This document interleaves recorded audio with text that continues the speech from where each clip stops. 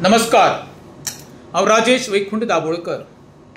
काल कला अकादमीन पुरुष नाटकाचो प्रयोग आसलो आनी प्रयोग सुरू जाल्या उपरांत 15 ते 20 मिनटांनी काळोख देत हुंकार म्हणत कला अकादमीची लायट गेली आनी नाटकाक खंड पडलो।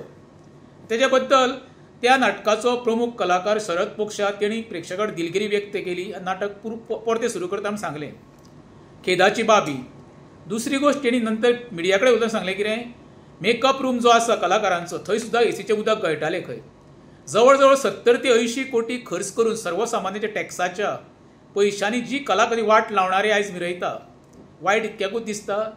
जी कला अकादमी वास्तू उबारलेली, म्हाका दिसता ती आतां कला वास्तू जवळ 40-45 वर्सां जातली, इतकी सुंदर आसली। नूतनीकरणाच्या नांवा खातीर मोठें करप्शन करून हे थोडे नेते आसा गब्बर जाल्ले आसा। आयज थंय वेवस्थापन कोण ना खंय अशें सांगलें कोणी, त्या शरद पोक्षेन। दुर्दैवी गोश्ट, आयज जेन्ना तो कलाकार महाराष्ट्राक वयतलो पळय तेन्ना कितें मॅसेज दितलो हे गोंयकारांनी विचार करचो। सर्वसामान्याचे टॅक्साचे पयशे करून अशें विल्हेवाट लावप हे कितके बरोबर, हे गोमंतकीय जनतेन विचार करपाक जावो। ज्या खात्याचो मंत्री आसा गोविंद गावडे, हेच्या बद्दल कितको सिरियस आसा ते सगळे जनतेक खबर आसा। उदक खंय जिरता हे विचार करपाक जावो। सरकारान हेच्या बद्दल कमिटी अपॉयंट केल्ली आसा, तेजोय बद्दल अजून कांय रिपोर्ट